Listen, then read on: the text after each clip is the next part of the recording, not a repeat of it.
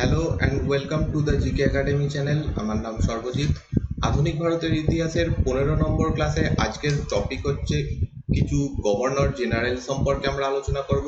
Cornwallis, Wellesley এদের সম্পর্কে আলোচনা করব এবং সনদ আইন বা চার্টার অ্যাক্ট 1793 এই সম্পর্কে আমরা আজকে আলোচনা করব। তো আগের দিনের ক্লাসে আমরা বেশ কিছুটা জায়গা কভার করে এসেছি এবং আজকে বাকি অংশটা কভার করব। এইভাবে আস্তে আস্তে আইনগুলোকে কভার করতে হবে, গভর্নর জেনারেলদের সম্পর্কে জানতে হবে যেগুলো ইম্পর্টেন্ট। তো তোমরা যদি আগের ক্লাসগুলো না দেখে থাকো এই চ্যানেলের প্লেলিস্টে যাও, আধুনিক ভারতের ইতিহাসের উপরে একদম প্রথমেই প্লেলিস্ট পেয়ে যাবে এবং এখানে পরপর এই ক্লাসগুলো সাজানো হচ্ছে এবং প্রথম থেকে দেখতে থাকো। একটা ক্রোনোলজিক্যাল ওয়েতে আমি এটা এগোতে থাকছি, সেইভাবে তোমরা পড়তে থাকো। এর সাথে সাথে আমি আনএকাডেমিতে লাইভ ক্লাস দিচ্ছি প্রতি বুধবার থেকে রবিবার রাত্রি 9টায়। এই ক্লাসগুলো প্রত্যেকটাই ফ্রি ক্লাস, তোমরা প্রত্যেকে এই ক্লাসগুলো অবশ্যই অংশগ্রহণ করো। এই সময় রাত্রি 9টাতে অবশ্যই সকলে অংশগ্রহণ করো, কারণ আমি এখানে এমসিকিউ প্র্যাকটিস করাচ্ছি। প্রচুর এমসিকিউ আমি এখানে তোমাদের সঙ্গে ডিসকাস করছি। অলরেডি অনেকগুলো ক্লাস হয়ে গেছে, তোমরা যদি চাও সেই ক্লাসগুলো আগের ক্লাসগুলোও দেখতে পারবে। তোমরা যদি চাও পিডিএফ ডাউনলোড করতে পারবে, সমস্ত সুবিধা এখানে পাবে। কিন্তু লাইভ ক্লাস করলে তোমাদের ভালো লাগবে, ইন্টারেস্টিং লাগবে, প্লাস তোমাদের একটা কম্পিটিশন হবে যে তোমরা কতটা রেডি আছো, কতটা তোমরা পড়াশোনা কেমন করছে সেইগুলো তোমরা দেখতে পাবে। আজকে অর্থাৎ শনিবার আমি দুটো ক্লাস রেখেছি, অ্যাকচুয়ালি কালকের ক্লাসটা নিইনি, তো সেই জায়গাতে শনিবার দুটো ক্লাস রেখেছি, সকাল 10টা থেকে একটা, রাত্রিবেলায় যেরকম 9টা থেকে থাকে আর একটা ক্লাস। তো তোমরা দুটো ক্লাসেই অবশ্যই আজকে পার্টিসিপেট করো সকলে এবং লিঙ্ক নিচে ডেসক্রিপশনে দেওয়া রয়েছে, আমার প্রোফাইলের লিঙ্ক দেওয়া রয়েছে, তোমরা সেখান থেকে আমাকে ফলো করতে পারো। যারা একদম কোনোদিন ইউজ করোনি Unacademy app, first time download করবে, তাদেরকে একটা কোড চাওয়া হবে প্রোফাইল ক্রিয়েট করার পরে। সেই কোডটা তোমরা দিও সর্বজিৎ 10। এই কোডটা দিলে তোমরা যে কোনো ফ্রি ক্লাস দেখতে পারবে, আর কোনো সময় কোড দিতে হবে না। তো সবাইকে আশা করছি তোমরা সকলেই ক্লাসে পার্টিসিপেট করবে, যেটা তোমাদের জন্য প্রয়োজন। এবং আমি এখানে চেষ্টা করছি যত সম্ভব এমসিকিউ তোমাদের WBCS পরীক্ষার আগে প্র্যাকটিস করানো যায় সেরকম ভাবে। আমরা চলে আসবো গভর্নর জেনারেলদের সম্পর্কে আলোচনায়। আমরা আগের দিন ওয়ারেন হেস্টিংস সম্পর্কে আলোচনা করে নিয়েছি, রেগুলেটিং অ্যাক্ট সম্পর্কে পড়ে নিয়েছি, পিটের ভারত শাসন আইন সম্পর্কে পড়েছি। এই অবধি আমরা কভার করে এসেছি।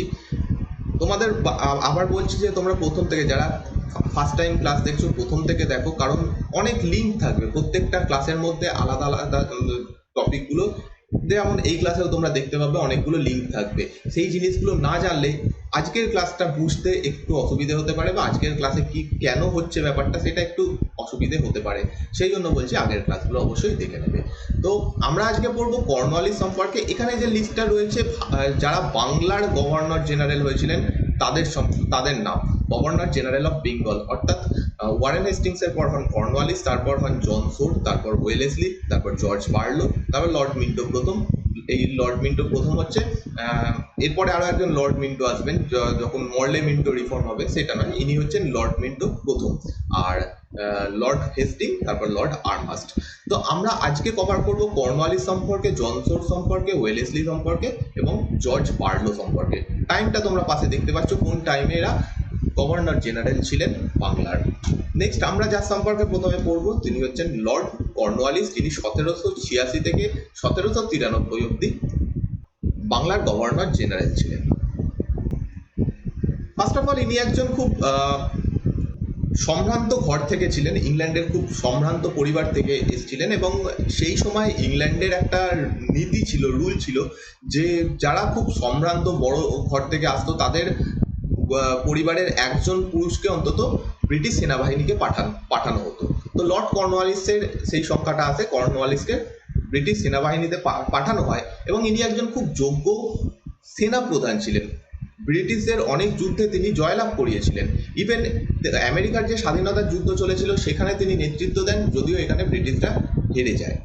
তো লর্ড কর্নওয়ালিস একজন ব্রিটিশ সেনা প্রধান ছিলেন এবং আমেরিকার যে স্বাধীনতার যুদ্ধ হয়েছিল সেই স্বাধীনতার যুদ্ধ কবে থেকে কবে অবধি হয়? 1773 থেকে 1783 অবধি চলে এবং 1776 থেকে 1783 অবধি চলে এবং এই যুদ্ধে তিনি ব্রিটিশদের নেতৃত্ব দিয়েছিলেন, কিন্তু এখানে ব্রিটিশরা হেরে যায়। 1781 সালে ইয়র্ক টাউনে ব্রিটিশরা আত্মসমর্পণ করে, আমেরিকা স্বাধীন হয়ে যায়। এবং এই যে আত্মসমর্পণটা হয়েছিল 1781 সালে, সেটা ইনিই করেছিলেন, লর্ড কর্নওয়ালিস। এবং ফাইনালি যে যুদ্ধটা শেষ হয় অ্যাকচুয়ালি 1783-তে, এবং সেই সময় একটা চুক্তি হয়, প্যারিসের চুক্তি, প্যারিস ট্রিটি। সেই চুক্তির মাধ্যমে এই যুদ্ধটা কমপ্লিট হয়, ভারতের আমেরিকার স্বাধীনতা যুদ্ধ।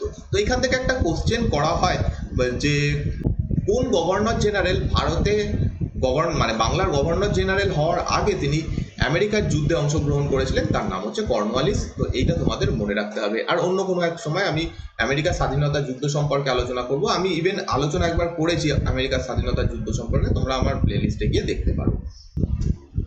এতদিন অবধি আমরা যাদেরই গভর্নর জেনারেল হিসেবে দেখে এসেছি, যদিও আমরা একজনের সম্পর্কেই পড়েছি, মোটামুটি এইটুকু জেনে রাখো যে তারা প্রত্যেকেই ব্রিটিশ অফিসিয়াল ছিল, অর্থাৎ কোনোভাবে তারা ব্রিটিশদের ইস্ট ইন্ডিয়া কোম্পানির সঙ্গে যুক্ত ছিল, তাদের অধীনে চাকরি করতো, দিয়ে তারা আস্তে আস্তে সর্বোচ্চ জায়গায় গেছে, মানে বাংলার গভর্নর জেনারেল হয়েছে। কিন্তু ইনি আলাদা ব্যক্তি ছিলেন। লর্ড কর্নওয়ালিস প্রথম ব্যক্তি ছিলেন ব্রিটিশ ইস্ট ইন্ডিয়া কোম্পানিতে যিনি কোনো কোম্পানির পদে কোনোদিন কাজ করেননি ভারতে। তিনি ডাইরেক্ট একজন আর্মি জেনারেল ছিলেন, এবং এর আগে কেউ আর্মি জেনারেল হিসেবে গভর্নর জেনারেল হয়নি। ফার্স্ট টাইম তাকে আর্মি জেনারেল করা থেকে তাকে বাংলার গভর্নর জেনারেল করা হয়। 1786 সালে তিনি বাংলায় আসেন, মানে কলকাতাতে আসেন, এবং দিয়ে তিনি গভর্নর জেনারেলের পদ গ্রহণ করেন। কিন্তু সেইটা গ্রহণ করার আগে তিনি ব্রিটেনে একটা প্রস্তাব দেন যে আমাকে যদি সর্বোচ্চ সামরিক প্রধান করা হয় তাহলেই আমি যাব, আমি তাহলেই গভর্নর জেনারেলের পদ নেব। এবং কর্নওয়ালিস, যদিও আমরা দেখলাম যে একটু আগে তিনি হেরে গেছেন যুদ্ধে, আমেরিকার স্বাধীনতার যুদ্ধে, কিন্তু তা সত্ত্বেও এনার একটা খুব ভালো ইমেজ ছিল ইংল্যান্ডে, এনাকে খুব হিরোর মতো দেখা হতো। তো ইনি যা যা বলেছেন সেগুলো করে দেওয়া হয়। অ্যাকচুয়ালি হেরে যাওয়ার পরেও তাকে খুব বেশি ক্রিটিসাইজ করা হয়নি, তা সত্ত্বেও তাকে হিরোর মতোই দেখা হতো। তো ইনি বলেন যে আমাকে সর্বোচ্চ সামরিক প্রধান করতে হবে, তাহলেই যাব, এবং তাকে সর্বোচ্চ সামরিক প্রধান করা হয়, এবং তিনি বাংলার শাসন গ্রহণ করেন, বাংলার গভর্নর জেনারেল হিসেবে তিনি 1786 সালে আসেন। সামরিক প্রধান মানে কি? একদিকে তো তিনি বাংলার গভর্নর জেনারেল, তার সঙ্গে যদি কোনো যুদ্ধ হয় সেই যুদ্ধে তিনি সেনাপতির ভূমিকা পালন করবেন, মূল সেনাপতি ইনি হবেন, একজন কেপেবল সেনাপতি ছিলেন আমরা দেখলাম। তো সেই কাজটাও তিনি ভারতে করবেন, এই শর্তেই তিনি বাংলাতে আসেন।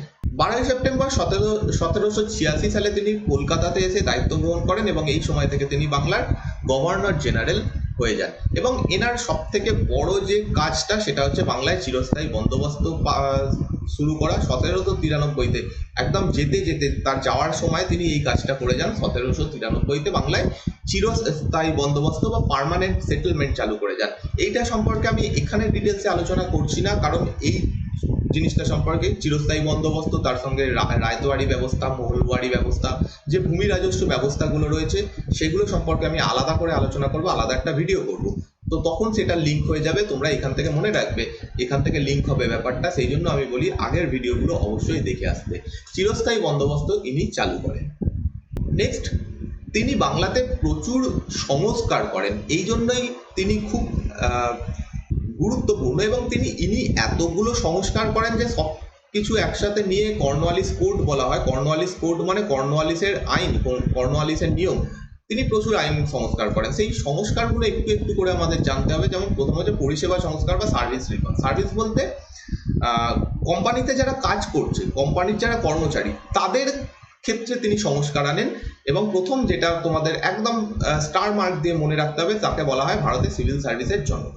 সিভিল সার্ভিস যে পদটা, অ্যাকচুয়ালি কি আজকেও সিভিল সার্ভিস পদ রয়েছে। তোমরা যারা WBCS দিচ্ছ সেটাও একটা সিভিল সার্ভিস পদ, UPSC যারা দেয় তারাও সিভিল সার্ভিসের জন্যই পড়ে। তো সিভিল সার্ভিস কি সরকারের সব থেকে টপ র্যাঙ্ক যে পদগুলো, সেগুলো এই পরীক্ষার মাধ্যমে নেওয়া হয় আজকের দিনে। সেই সময় কি হতো, ইস্ট ইন্ডিয়া কোম্পানি ভারতে কি করতে এসেছিল? ব্যবসা বাণিজ্য করতে। তাদের কোনো উদ্দেশ্য ছিল না এখানে শাসন করার। তারা যখন এখানে শাসনের দায়িত্ব পায়, তারা যখন এখানে কিছু জায়গা দখল করে শাসনের দায়িত্ব পায়, তখন তাদের দরকার হয় একটু উচ্চ পদস্থ কর্মচারীদের। এবার সেই উচ্চ পদস্থ কর্মচারী তারা কিভাবে প্রথমে নিয়োগ করতো? তারা তাদের যারা কর্মচারী রয়েছে তাদের মধ্যে থেকেই কাউকে বলতো যে তোমরা সিভিল সার্ভিস, মানে সিভিল সার্ভিস টার্মটা তখন ছিল না যে তোমরা হাই র্যাঙ্কে কাজ করবে, চলো কাজ করো, এরকম করে ধরে ধরে বসিয়ে দেওয়া হতো। ইভেন ঘুষ দিয়ে অনেকে হাই র্যাঙ্কে চলে যেত ইস্ট ইন্ডিয়া কোম্পানির আন্ডারে, এইভাবে চলতো। কর্নওয়ালিস এসে দেখেন যে প্রবলেম রয়েছে, এরকম করে যারা উপরের দিকে র্যাঙ্কে যাচ্ছে তারা নিজেদের ব্যবসা বাণিজ্য করছে, নিজেদের প্রফিট করার চেষ্টা করছে, কিন্তু সিভিল সার্ভিসদের মেন কাজ কি? অ্যাডমিনিস্ট্রেশন, মেন তারাই শাসন ব্যবস্থা পরিচালনা করবে। তো তিনি বুঝতে পারেন যে তার জন্য একটা পার্টিকুলার ব্যক্তিত্বের প্রয়োজন আছে যারা শুধুমাত্র এই কাজটাই করবে, অন্য কোনো কাজ করবে না। সেই জন্য তিনি civil service one type of এই সময় পরীক্ষা নেওয়া শুরু করেন। সিভিল সার্ভিস বলে একটা মানে সিভিল সার্ভেন্ট বলে কিছু ব্যক্তিরা পরিণত হয়, তারা শুধুমাত্র ইস্ট ইন্ডিয়া কোম্পানির একদম টপ র্যাঙ্ক অফিসিয়াল হবে, তারাই সেই জায়গাতে কাজ করবে। অ্যাকচুয়ালি এনাকে দায়িত্বই দিয়ে পাঠানো হয়েছিল যে দেখো ইস্ট ইন্ডিয়া কোম্পানি বাংলা মানে ভারতে এরকম দুর্নীতি করছে। আমরা এর আগের ক্লাসে ঠিক দেখে এসেছি যে ইস্ট ইন্ডিয়া কোম্পানি একদিকে দেউলিয়া হতে বসেছিল, অন্যদিকে ভারতে যারা এদের কর্মচারী ছিল তারা খুব ফুলে ফেপে উঠছিল। এইটা দেখে ব্রিটেন থেকে এটা নির্দেশ দিয়ে পাঠানো হয়েছিল যে এই জিনিসটাকে চেঞ্জ করতে হবে, এবং কর্নওয়ালিস এসে এটাই বোঝেন যে এই সমস্ত ব্যক্তিগুলোর জন্যই হচ্ছে যারা কোম্পানির উপরের র্যাঙ্কে বসে রয়েছে তাদের জন্য। তো তিনি এসে একটা সিভিল সার্ভিসের মতো ব্যবস্থা চালু করেন এবং সেই জন্য তাকে ভারতে সিভিল সার্ভিসের জনক বলা হয়। যদিও এই সিভিল সার্ভিস যে ব্যাপারটা ফার্স্ট টাইম এখানে শুরু হচ্ছে, এখানে কোনো জায়গাতেই ভারতীয়দের কোনো চান্স ছিল না। লর্ড কর্নওয়ালিস এটা মনে করতেন যে ভারতীয়দের দ্বারা বা যারা একটু কালো দেখতে, কালো চামড়ার মানুষ, তারা এই উচ্চ পদস্থ পদে যেতে পারবে না, তাদের ক্ষমতা নেই এইগুলো করার। সেই জন্য এই সময় সিভিল সার্ভিস শুধুমাত্র ইউরোপিয়ানদের জন্য সীমাবদ্ধ রাখা হয়। শীর্ষস্থানীয় যে পদগুলো, অর্থাৎ যে এই সিভিল সার্ভিসের মাধ্যমে যে পদগুলো তৈরি হয় সেগুলো শুধুমাত্র ইউরোপীয়দের জন্য সংরক্ষিত হয়।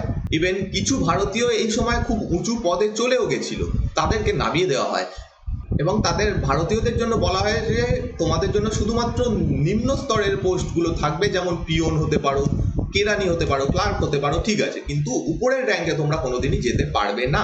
এটা এনার সময় শুরু হয়। নেক্সট তাকে বলা হয় মানে তিনি এসে ব্যক্তিগত বাণিজ্য সম্পূর্ণভাবে বিলুপ্ত করে দেন।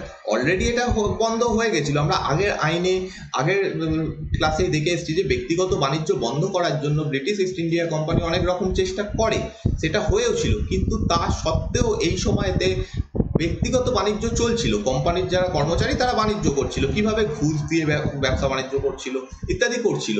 এবার কর্নওয়ালিস এসে বুঝতে পারেন মেন প্রবলেমটা কি, যে এই কর্মচারীদের মাইনে কম রয়েছে। তো তাদেরকে বলেন যে তোমাদের আমি মাইনে বেশি করে দেবো, মাইনে বৃদ্ধি করে দেবো, কিন্তু এই ব্যক্তিগত বাণিজ্য বা প্রাইভেট ট্রেড চলবে না।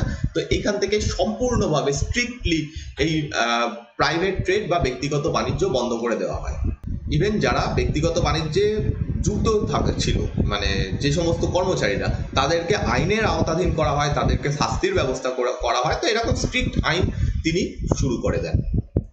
নেক্সট বিচার বিভাগীয় সংস্কার, এটা খুব ইম্পর্টেন্ট। তিনি জুডিশিয়ারি রিফর্ম করেন, বিচার ব্যবস্থাকে তিনি পুরো সম্পূর্ণভাবে ঢেলে সাজান এবং নতুন নতুন কোর্ট তৈরি করা, এরকম জিনিসগুলো তিনি করেন। কি করেন? কর্নওয়ালিস জেলা, প্রদেশ এবং রাজ্য আদালত তৈরি করেন, মানে স্টেপ বাই স্টেপ। আজকে যেমন রয়েছে একদম ডিস্ট্রিক্ট জাজ, তারপর রয়েছে হাইকোর্ট, তারপর রয়েছে সুপ্রিম কোর্ট, পরপর আপিল করতে করতে যাওয়া যায়। এক্স্যাক্টলি সেম সিস্টেমটা সেই সময় চালু করেছিলেন কর্নওয়ালিস। জেলাতে তিনি কোর্ট বানান, প্রদেশে কোর্ট বানান এবং রাজ্য স্তরে কোর্ট বানান। রাজ্য বলতে তখন তো ইস্ট ইন্ডিয়া কোম্পানি, ইনি শুধু বাংলা অঞ্চলের দেখাশোনা করছেন। বাংলার হাইয়েস্ট একটা কোর্ট, সেটা হচ্ছে সুপ্রিম কোর্ট। আমরা আগের দিন দেখে এসেছি যে সুপ্রিম কোর্ট তৈরি হয়ে গেছিল, তো সেই সুপ্রিম কোর্টকে হাইয়েস্ট কোর্টে পরিণত করা হয়। তো এইভাবে এই ব্যাপারটা করা হয়। সব থেকে সর্বোচ্চ আদালত ছিল কলকাতার সুপ্রিম কোর্ট। এছাড়া তিনি 4টে সার্কিট কোর্ট তৈরি করেন, এটা ইম্পর্টেন্ট। কলকাতা, মুর্শিদাবাদ, ঢাকা এবং পাটনা, 4টে জায়গাতে 4টে সার্কিট কোর্ট তৈরি করেন। ওকে, তো বাংলারই শুধু কথা হচ্ছে, বাংলা তখন বিশাল বড় একটা জায়গা ছিল। আজকের বাংলা, মানে পশ্চিমবঙ্গ, আজকের বিহার, আজকের বাংলাদেশ, এই পুরো জায়গা নিয়ে সেই সময় বাংলা ছিল। তো এত বড় জায়গায় প্রত্যেকটাতে একটা একটা সার্কিট কোর্ট তৈরি করা হয়, কলকাতা, মুর্শিদাবাদ, ঢাকা এবং পাটনাতে।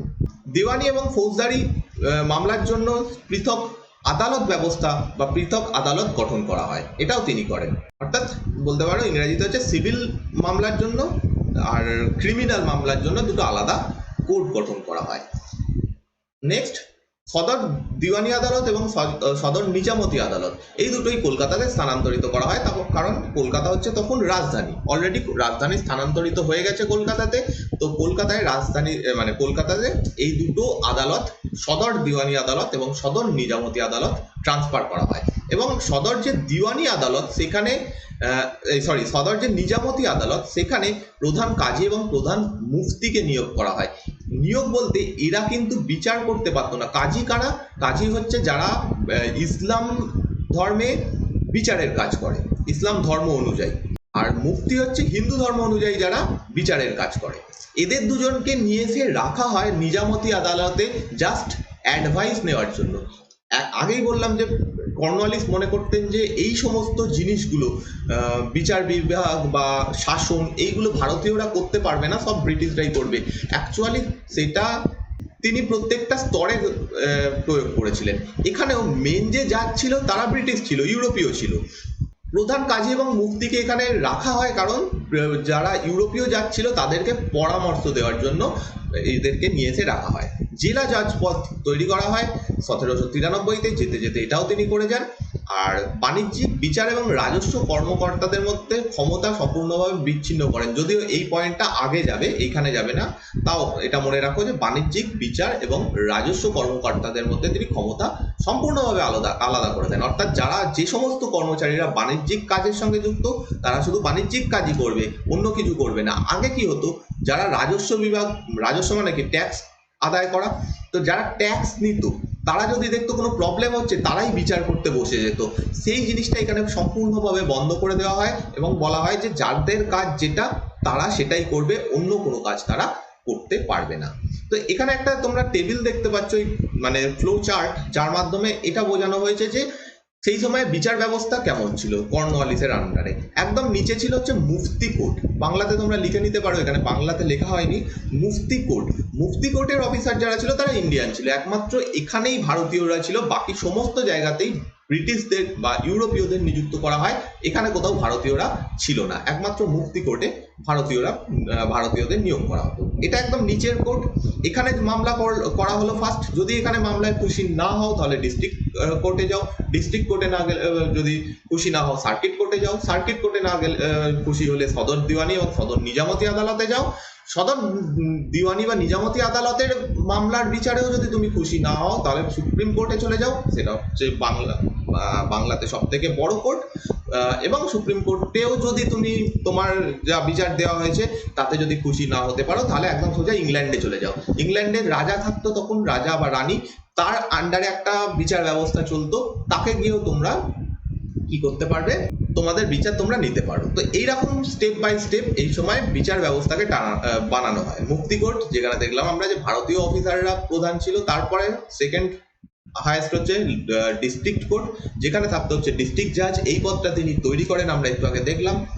4টে সার্কিট কোর্ট, কোথায় কোথায়, কলকাতা, ঢাকা, পাটনা এবং মুর্শিদাবাদ।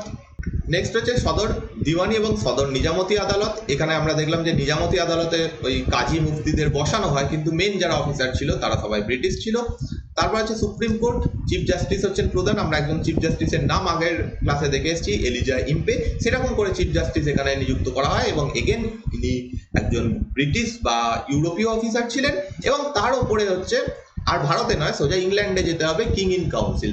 কিং ইন কাউন্সিল, যেখানে সব মামলা যাবে না, শুধুমাত্র 5,000 পাউন্ডের যদি বেশি অর্থের মামলা হয় তাহলে সেই অবধি গিয়ে পৌঁছানো যেত। যদিও ভারতীয়রা সেইভাবে পৌঁছতে পারতো না, তবে কিছু কিছু ধনী সম্ভ্রান্ত ভারতীয় এখানেও গিয়ে মামলা করে। তো এইরকম ভাবে বিচার ব্যবস্থাকে সাজানো হয়।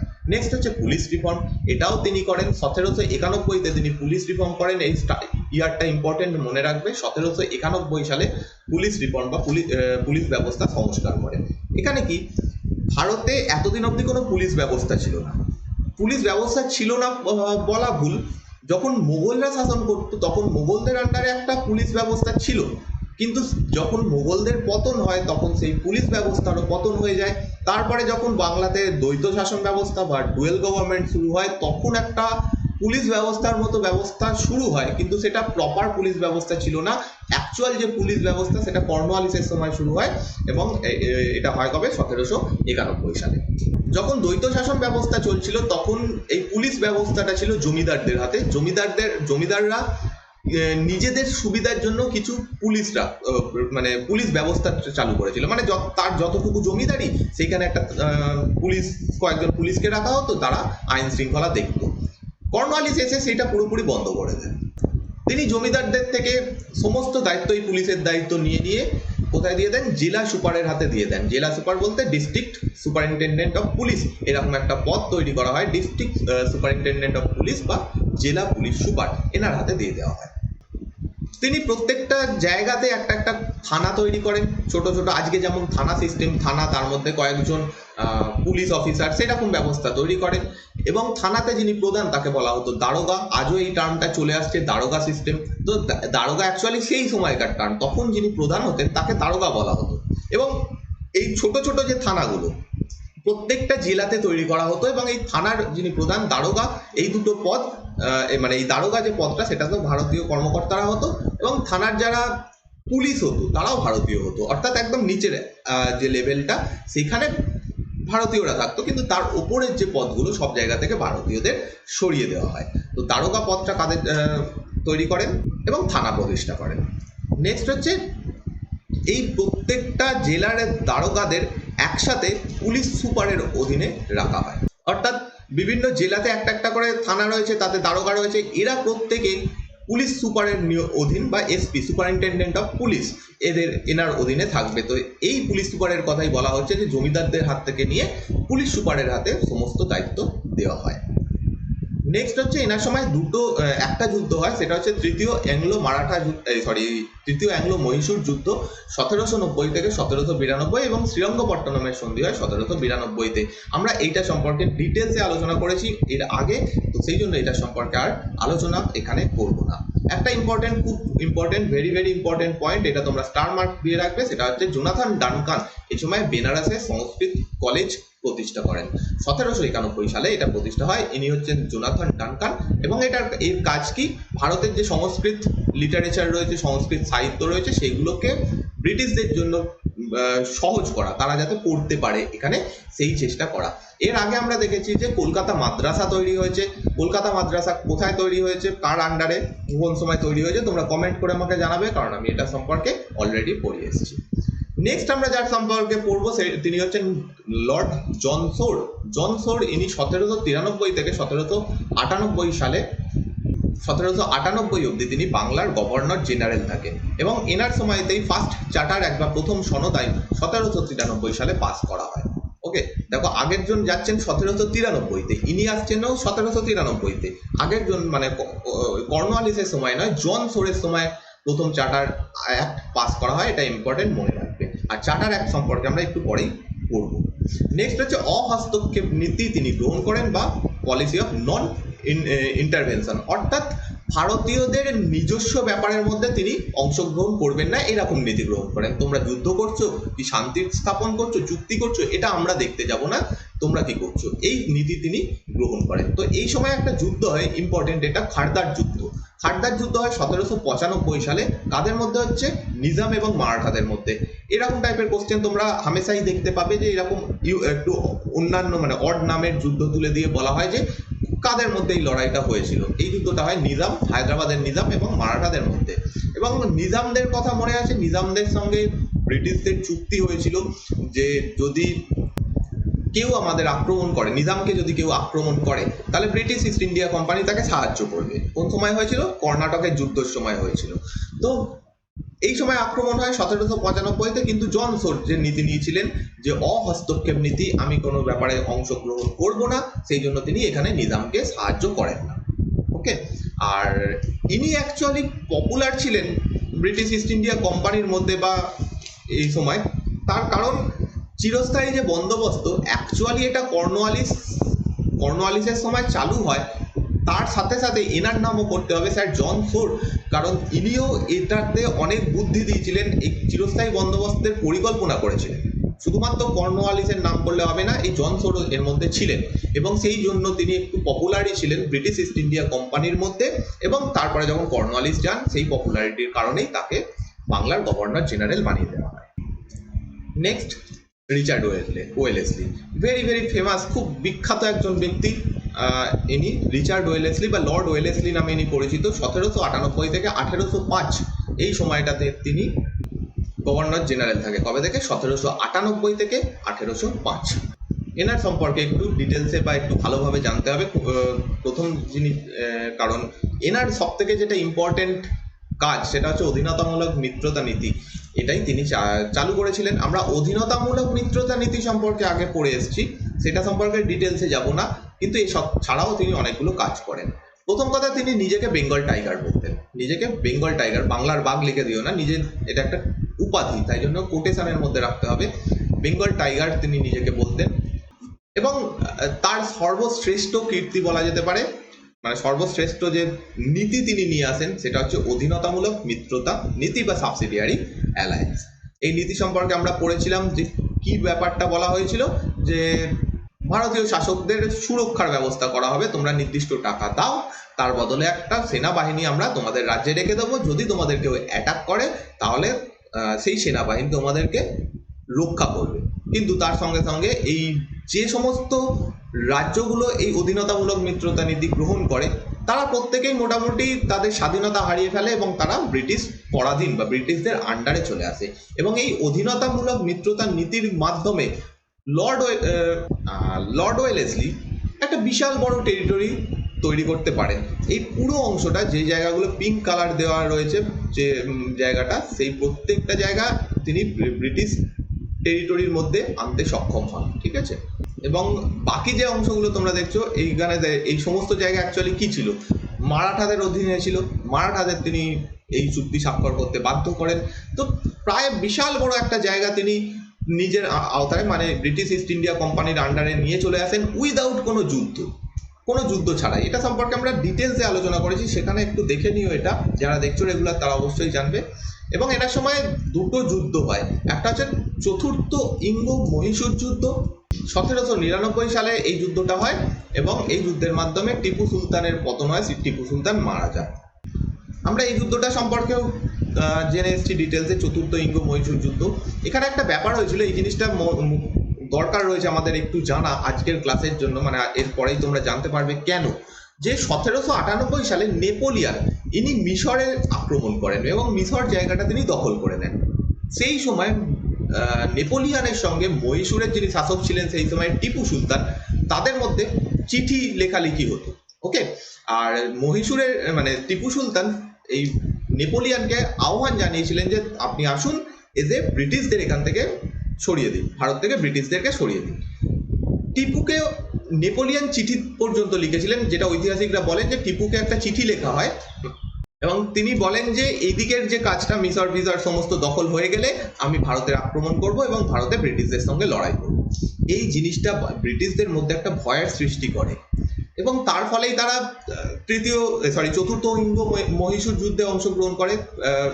টিপু সুলতানকে অধীনতামূলক মিত্রতা নীতির অফার দেওয়া হয়, কিন্তু টিপু সুলতান সেটা রিজেক্ট করেন এবং তারপরে চতুর্থ ইঙ্গো মহীশূর যুদ্ধ হয়, যেখানে টিপু সুলতানের মৃত্যু হয়। কিন্তু এই নেপোলিয়ানের আক্রমণের সম্ভাবনা বা ফরাসিদের ভারতে আক্রমণের সম্ভাবনা একটা ভয়ের সৃষ্টি করে এই সময়ে ব্রিটিশ ইস্ট ইন্ডিয়া কোম্পানির মধ্যে। যাই হোক, এটার একটা লিঙ্ক তোমরা একটু পরে পাবে। নেক্সট হচ্ছে দ্বিতীয় ইঙ্গো মারাঠা যুদ্ধ 1803 থেকে 1805। এই সময় সিন্ধিয়া, ভোসলে, হোলকার এরা প্রত্যেকে পরাজিত হয়। অ্যাকচুয়ালি প্রত্যেকটা যুদ্ধেরই কারণ হচ্ছে অধীনতামূলক মিত্রতা নীতি। এখানে আমরা এটাও ডিটেলসে পড়ে এসেছি যে এখানে পেশোয়া অধীনতামূলক মিত্রতা নীতি গ্রহণ করেন এবং সেইটা যখন হয় তখন এই হোলকার, ভোসলে বা সিন্ধিয়া এরা বুঝতে পারে যে মারাঠাদের যে স্বাধীনতা সেটা বিপন্ন, তখন তারা লড়াই করে এবং সেটাই দ্বিতীয় অ্যাংলো মারাঠা বা ইঙ্গো মারাঠা যুদ্ধ নামে পরিচিত। এগুলো সম্পর্কে আমরা জেনে এসেছি। মোস্ট ইম্পর্টেন্ট কাজ যেটা তিনি করেন সেটা হচ্ছে সেন্সরশিপ অ্যাক্ট, সেন্সরশিপ আইন 1799। কেন আমি বললাম যে এই নেপোলিয়ানের কথাটা ইম্পর্টেন্ট, কারণ নেপোলিয়ানের আক্রমণের যখন সম্ভাবনা তৈরি হয় এই সময় ফ্রান্সে কি চলছে, ফরাসি বিপ্লব, একটা সমতা বা এই সমস্ত জিনিসের কনসেপ্ট বা ফ্রান্সে চলছে। তো সেই সমস্ত জিনিস যাতে ভারতে না চলে আসে, সমতার কনসেপ্ট, একতার কনসেপ্ট, এই সমস্ত যাতে ভারতে না চলে আসে, সেই জন্য এই সেন্সরশিপ আইন আনা হয়। ওয়েলেসলি দেখেন যে ফরাসিরা ভারতে এইগুলো প্রচার করতে পারে, কিসের মাধ্যমে প্রচার করতে পারে? সংবাদপত্রের মাধ্যমে প্রচার করতে পারে। কারণ 1780 সালে আগস্টাস হিক্কি বেঙ্গল গ্যাজেট বা কলকাতা জেনারেল অ্যাডভাইজার যে পত্রিকা, ভারতের প্রথম পত্রিকা, সেটা শুরু করেন। এবং অ্যাকচুয়ালি এই পত্রিকাটা একজন ব্রিটিশ শুরু করলেও তাদের কাজ ছিল সরকারের বিরুদ্ধে লেখা, সরকার যে ভুলগুলো করছে সেগুলো লেখা ইত্যাদি করতে শুরু করেন। এবং তাকে দেখে দেখে এই বেঙ্গল গ্যাজেটের পরে একাধিক পত্রিকা ভারতে শুরু হয়। আমরা পত্রিকা সম্পর্কে এখনো পড়িনি, পত্রিকাটা চ্যাপ্টারটা পড়বো এগুলো সব শেষ হয়ে গেলে। তো এই সময় একাধিক পত্রিকা প্রকাশ হতে থাকে, তারা বিভিন্ন কথা নিয়ে লিখতে শুরু করে। তো ওয়েলেসলি ভাবতে থাকেন যে এই পত্রিকাগুলোকে যদি ফ্রিতে লিখতে দেওয়া হয়, যেরকম খুশি তারা লিখছে যদি লিখতে দেওয়া হয়, তাহলে ফরাসিদের যে কনসেপ্ট সেইগুলো ভারতে প্রচার হতে শুরু করবে, ব্রিটিশদের প্রবলেম হয়ে যাবে। এছাড়াও বেঙ্গল গ্যাজেটের মতো পত্রিকা যারা সরকারের বিরুদ্ধে যা খুশি লিখছে, এইগুলো যাতে না হয় সেই জন্য 1799 সালে লর্ড ওয়েলেসলি কি করেন? প্রেস সেন্সরশিপ অ্যাক্ট নিয়ে আসেন, যাতে বলা হয় যে সমস্ত পত্র পত্রিকা সেগুলো প্রকাশ হওয়ার আগে আগে ব্রিটিশ সরকার সেটাকে তদন্ত করবে, সেটা দেখবে যে তাতে এরকম কিছু লেখা রয়েছে কিনা। যদি না লেখাগুলো মানে সেখানে যদি কিছু এরকম না লেখা থাকে তাহলে সেটা পাবলিশ হতো, যদি লেখা থাকতো সেগুলোকে সঙ্গে সঙ্গে আটকে দেওয়া হতো, বন্ধ করে দেওয়া হতো। তো এই ধরনের আইন প্রথমবার লর্ড ওয়েলেসলি 1799 সালে আনেন এবং এটা most important press censorship act. এরপরে বেশ কিছু এরা আসবেন, গভর্নর জেনারেলরা আসবেন, তারা এসে সমস্ত নিয়ম তুলে দেবেন। লর্ড হেস্টিংস যেমন পরবর্তীকালে যখন আসবেন, তিনি কিছু নিয়ম শিথিল করবেন। তারপরে আরেকজন গভর্নর জেনারেল আসবেন, যাকে বলা হয় লিবারেটর অফ প্রেস। তোমাদের অ্যান্সার দিতে হবে যে এটা কাকে বলা হয়, ভারতীয় সংবাদপত্রের মুক্তিদাতা বা লিবারেটর অফ প্রেস কাকে বলা হয়, এনার সম্পর্কে আমরা পরে পড়বো। তো এরা আসেন, পরবর্তীকালে এই আইনটাকে আবার তুলেও নেওয়া হয়। যাই হোক, এরকম হয়। আচ্ছা, এই লর্ড হেস্টিংস মানে কিন্তু ওয়ারেন হেস্টিংস নয়, ইনি অন্য একজন লর্ড হেস্টিংস। প্রথমের যে লিস্টটা ছিল সেখানে বলা হয়নি, পরের দিকের যে লর্ড হেস্টিংস দেখছো অ্যাকচুয়ালি এনার আরেকটা নাম ছিল লর্ড ময়রা, ইনি ওয়ারেন হেস্টিংস নন, এটা একটু মনে রাখবে। ওকে, তো কাকে বলা হয় লিবারেটর অফ প্রেস, সেটা তোমরা আমাকে কমেন্ট করে জানাবে, বা সংবাদপত্রের, ভারতীয় সংবাদপত্রের মুক্তিদাতা। নেক্সট আরো একটা গুরুত্বপূর্ণ কাজ তিনি করেন, ফোর্ট উইলিয়াম কলেজ স্থাপন করেন। এটাও খুব ইম্পর্টেন্ট, স্টার মার্ক দিয়ে নাও। 1800 সালে ফোর্ট উইলিয়াম কলেজ তৈরি হয়। কেন এটা তৈরি হয়? এতদিনে অলরেডি সিভিল সার্ভিস শুরু হয়ে গেছে। সিভিল সার্ভেন্টদের নিয়োগ কিভাবে করা হতো? ব্রিটিশ, এখনো অবধি শুধু ব্রিটিশরাই এখানে নিয়োগ হচ্ছে, ভারতীয়রা হয়নি। তো ইংল্যান্ডে তাদেরকে পড়াশোনা করানো হতো, দিয়ে সেখানে একটা পরীক্ষা নেওয়া হতো, দিয়ে তাদেরকে ভারতে পাঠানো হতো। ইনি ঠিক করেন যে এরকম না করে ভারতেই এই সিভিল সার্ভেন্টদের প্রশিক্ষণের ব্যবস্থা করা হবে।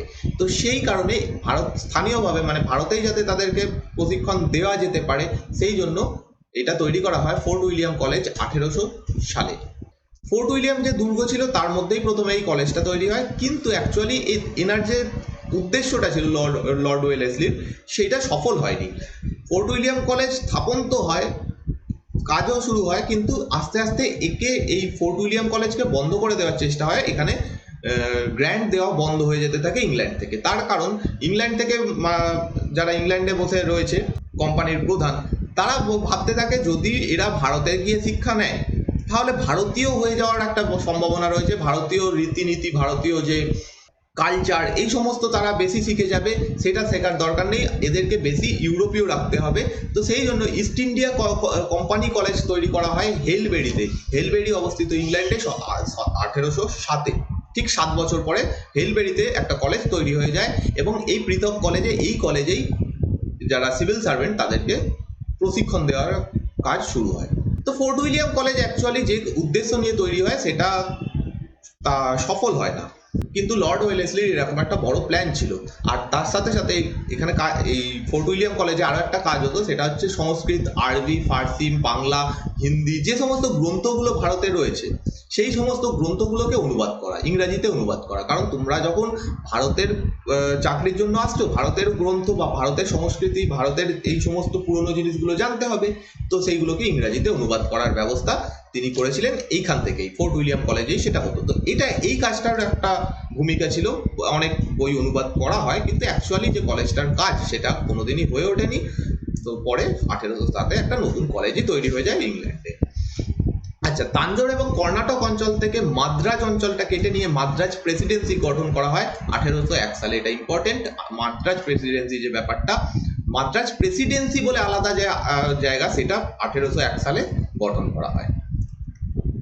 আচ্ছা, এর পরে লর্ড ওয়েলেসলি যখন ফিরে যান, তার মেয়াদ শেষ হয় 1805-এ, তখন পুনরায় আবার লর্ড কর্নওয়ালিসকে ভারতে পাঠানো হয় 1805-এ, যে যাও তুমি আবার গিয়ে গভর্নর জেনারেল হয়ে যাও বাংলার।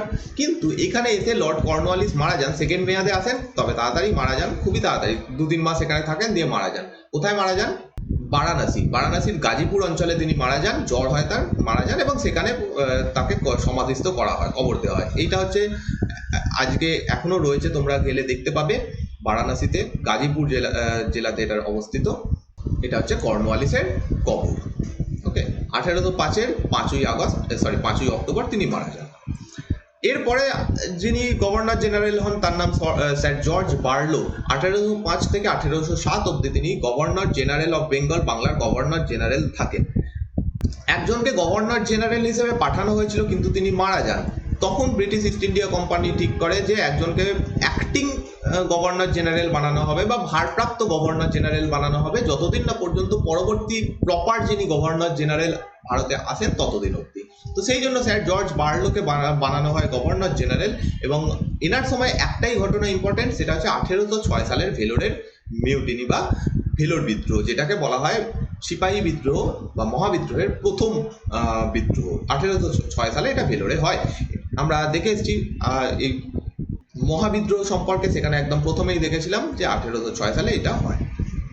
মহাবিদ্রোহের চ্যাপ্টারে এটা সম্পর্কে ডিটেলসে জানিনি, কিন্তু এখানে একটু ডিটেলসে জেনে রাখো ব্যাপারটা কি হয়েছিল। মেনলি ভারতীয় যে সেনা, তাদেরকে তাদের কালচার, রীতিনীতি ত্যাগ করতে বলা হয়েছিল, সেই জন্য তারা বিদ্রোহ করে। 1805 সালে ভারতীয় সিপাহীদের বিভিন্ন ইনস্ট্রাকশন দেওয়া হয়। যেমন হিন্দুদের বলা হয় যে তারা ধর্মীয় চিহ্ন ব্যবহার করতে পারবে না, যেমন তারা পাগড়ি পরতো, তারা টিকা আঁকতো যখন যুদ্ধ করতে যেত কপালে, সেইটা বন্ধ করতে হবে। মুসলিমদের বলা হয় যে তোমাদের দাড়ি কামাতে হবে, গোঁফ ছাড়তে হবে, যেটা তারা রাখতো দাড়ি রাখা, সেইটা বন্ধ করতে বলা হয়। এর সাথে সাথে অ্যাকচুয়ালি ভেলোর জায়গাটা কোথায় পড়ছে? ভেলোর এটা ম্যাড্রাস প্রেসিডেন্সির মধ্যে পড়ছে। তো ম্যাড্রাস সেনাবাহিনীর যিনি প্রধান ছিলেন, জন ক্র্যাডাক, ইনি বলেন যে সমস্ত সিপাহীদের টুপি পরতে হবে। কিরকম টুপি? ইউরোপীয়রা যেরকম টুপি পরে, হ্যাট টাইপের, সেই রকম টুপি তাদের পরতে হবে।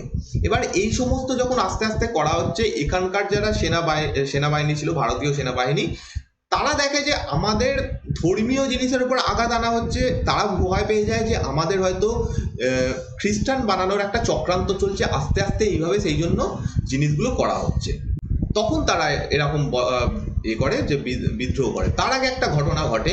এরকম যখন ঘটনাগুলো ঘটছে, টিপু সুলতানের কথা মনে আছে? টিপু সুলতানের ছেলেদেরকে নিয়ে আসা হয়েছিল তৃতীয় ইঙ্গো মহীশূর যুদ্ধের পরে। তো তাদেরকেই ম্যাড্রাস প্রেসিডেন্সির মধ্যেই রাখা হয়েছিল।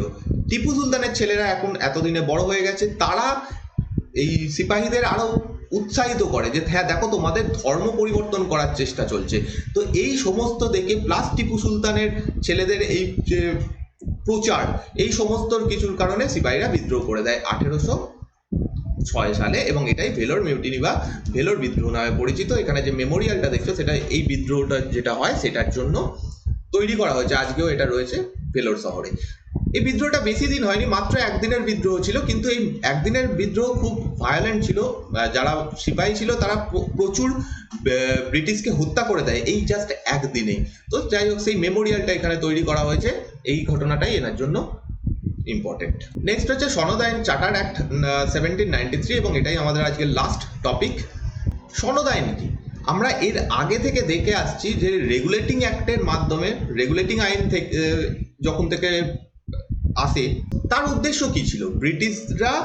ব্রিটিশ পার্লামেন্ট চাইছিল এই ইস্ট ইন্ডিয়া কোম্পানির থেকে একটু একটু করে সুযোগ সুবিধা কেড়ে নেওয়া, তাদের উপর একটু একটু করে প্রেসার বৃদ্ধি করা, এবং প্রতি 20 বছর অন্তর একটু একটু করে ব্রিটিশদের হাত থেকে ক্ষমতা কেড়ে, মানে ব্রিটিশ ইস্ট ইন্ডিয়া কোম্পানির হাত থেকে ক্ষমতা কেড়ে নেওয়া হয়, তাদের উপর আরো নিয়ম কানুন চাপিয়ে দেওয়া হয়। তো 1793 সালে যে চার্টার অ্যাক্ট আসে, এখানে প্রথম কথা বলা হয় যে 20 বছরের জন্য তোমাদেরকে ব্যবসায়িক সুযোগ সুবিধা নবায়িত মানে হচ্ছে রিনিউ করা হচ্ছে।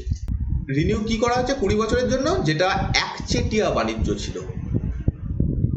একচেটিয়া বাণিজ্য কি? এই ভারতে যে ব্যবসা বাণিজ্য চলছে সেটা শুধুমাত্র ইস্ট ইন্ডিয়া কোম্পানি করতে পারবে, এইটা হচ্ছে একচেটিয়া বাণিজ্য সেই সময় ছিল। তো সেটা শুধুমাত্র ইস্ট ইন্ডিয়া কোম্পানি করতে পারতো। তো ইংল্যান্ডে এই সময় প্রেসার আসতে শুরু করে, ইংল্যান্ডের পার্লামেন্টে, যে একটা মাত্র কোম্পানি ব্রিটেন থেকে গিয়ে শুধু ব্যবসা করবে, বাকিরা কেন করতে পারবে না? তো সেই সুযোগ সুবিধা আস্তে আস্তে কেড়ে নেওয়ার ব্যবস্থা করা হোক। তো সেই জন্য এখানে সনদ আইনে বলা হয় যে 20 বছরের জন্য তোমাদের এই অনুমতিটা দেওয়া হচ্ছে একচেটিয়া বাণিজ্য, এরপরে আমরা আবার রিনিউ করব, সেটা হয় আবার দেব, আর না এটা তুলেও নিতে পারি, এই একচেটিয়া বাণিজ্যের অধিকার। নেক্সট যেটা বলা হয় যে ভারত থেকে যত টাকা ইনকাম হবে তার থেকে তোমরা আগে ফার্স্ট ব্যয় করবে। ভারতে যে খরচাগুলো, যে কিরকম খরচা, কোম্পানির কর্মচারীদের বেতন দিতে হচ্ছে, যুদ্ধ করলে সেখানে ব্যয় রয়েছে, যারা কোম্পানির শেয়ার কিনেছে তাদেরকে লভ্যাংশ, শেয়ার হোল্ডারদের লভ্যাংশ দিতে হচ্ছিল, ডিভিডেন্ড যাকে বলা হয়, বেতন, কর্মচারীদের বেতন ইত্যাদি সমস্ত দেওয়ার পরে যত টাকা বেঁচে থাকবে তার থেকে 5 লক্ষ পাউন্ড বার্ষিক 5 লক্ষ পাউন্ড সরকারকে দিতে হবে, ব্রিটিশ সরকারকে দিতে হবে। এটা একটা বাউন্ড করে দেওয়া হয় তাদের উপরে যে বার্ষিক 5 লক্ষ পাউন্ড ব্রিটিশ সরকারকে দিতে হবে অবশ্যই। এর ফলে কি হচ্ছে, কোম্পানির ওপর একটা প্রেসার এসে যাচ্ছে যে না, আমাদের ব্যবসাটা ভালো করে করতে হবে, নয়তো আমরা টাকা তুলতে পারবো না, টাকা না তুলতে পারলে এইগুলো আমরা খরচ করতে পারবো না। তো সেই রকম একটা ব্যাপার এখানে করা হয়। নেক্সট, গভর্নর জেনারেল বা গভর্নর, এদেরকে নিয়োগ করার আগে অনুমোদন নিতে হবে ব্রিটিশ পার্লামেন্টের। এখন থেকে আর কোম্পানিটা প্রাইভেট কোম্পানি হতে পারে, কিন্তু তোমরা নিজেদের ইচ্ছা মতো গভর্নর জেনারেল বা গভর্নর নিয়োগ করতে পারবে না, তোমাদেরকে ব্রিটিশ পার্লামেন্টের অনুমোদন নিতে হবে, তারপরে তোমরা নিয়োগ করতে পারবে। নেক্সট, কোম্পানির যারা সিনিয়র কার্যকর্তা রয়েছে, কর্মকর্তা রয়েছে, তাদেরকে বলা হয় যে তোমরা বিনা অনুমতিতে ভারত ছাড়তে পারবে না। যদি ভারত থেকে যেতে চাও তাহলে অবশ্যই আগে ব্রিটিশ পার্লামেন্টের অনুমতি নিতে হবে। এটাও কারণ যাতে তারা না করতে পারে, কোনো প্রবলেম না করতে পারে, বা কোনো বড়সড় ঘোটালা করে যাতে না পালাতে পারে, সেই জন্য এরকম ব্যবস্থা করা হয়। নেক্সট হচ্ছে, এখানে বলা হয় যে কোম্পানির কর্মচারী যারা, তারা যদি ভারতে ব্যবসা করতে চায় তাদেরকে লাইসেন্স দিতে হবে। যাদের কাছে লাইসেন্স থাকবে তারাই শুধু ব্যবসা করতে পারবে। এই লাইসেন্সটাকে বলা হয় প্রিভিলেজ বা দেশীয় বাণিজ্য। অ্যাকচুয়ালি এটা কি, এতদিনে ব্রিটিশ ইস্ট ইন্ডিয়া কোম্পানির ওপর সরকারের একটা নজর এসে গেছে। ব্রিটিশ পার্লামেন্ট ভালো করে বসে বসে দেখছে যে কি কাজ করছে এরা, কাকে লাইসেন্স দিচ্ছে, কি করছে, এগুলো তাদের কাছে চলে যাবে। যদি কাউকে লাইসেন্স দেওয়া হয় তাহলে সেই খবরটা চলে যাবে ব্রিটিশ পার্লামেন্টের কাছে। তো সেইটাই করা হয়। এমনিতে লাইসেন্স এরম নয় যে লাইসেন্স যাকে খুশি দিতে থাকবে, যাতে ব্রিটিশ ইস্ট ইন্ডিয়া কোম্পানি, এরম নয়, একটা নজর অবশ্যই থাকছে। কিন্তু যদি কেউ ব্যবসা করতে চায় তাকে প্রপার রুলস অ্যান্ড রেগুলেশন মেনে ব্যবসা করতে হবে। নিজের ব্যবসা নিজে যেরকম খুশি করবো, কোম্পানি ভার্মে যায়, এরকম ব্যবস্থা তোমরা করতে পারবে না। লাইসেন্স দিতে হবে এবং প্রপার তাদেরকে ট্যাক্স দিতে হবে, বিনা শুল্কেও করতে পারবে না, এইরকম টাইপের ব্যবস্থা এখানে নেওয়া হয়। নেক্সট হচ্ছে রাজস্ব ব্যবস্থা, প্রশাসন এবং বিচার বিভাগ, এটা সম্পূর্ণভাবে পৃথক করা হয়।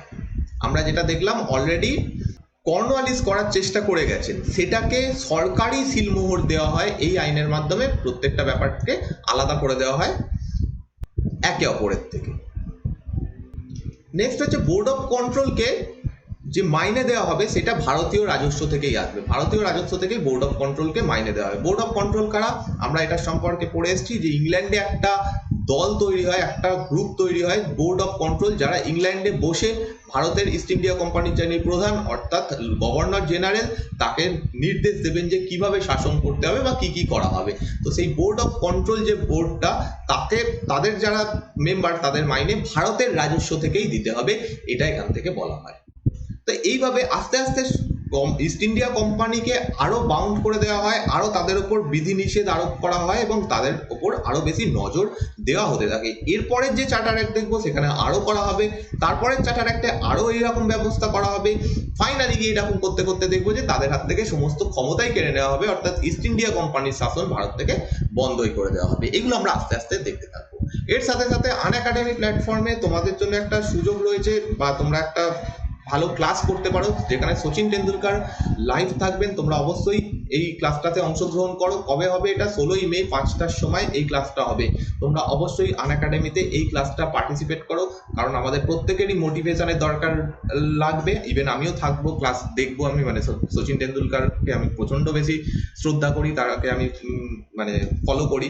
তো তার কথা অবশ্যই আমিও শুনবো। মোটিভেশন আমাদের প্রত্যেকের দরকার এই কঠিন পরিস্থিতিতে।